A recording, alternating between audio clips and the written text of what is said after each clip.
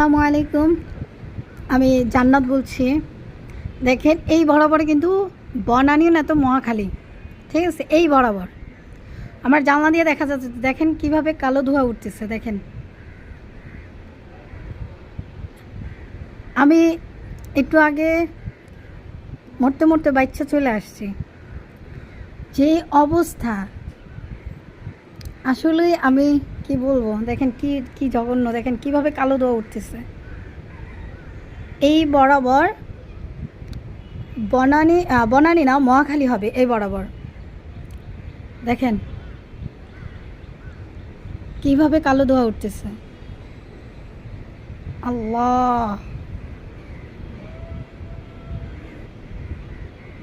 কিছুক্ষণ আগে মিরপুর 10-এ পুলিশ বক্সে আগুন ধরায় দেওয়া হয়েছে, তার উপর দিয়েও মেট্রো রেল চলছে।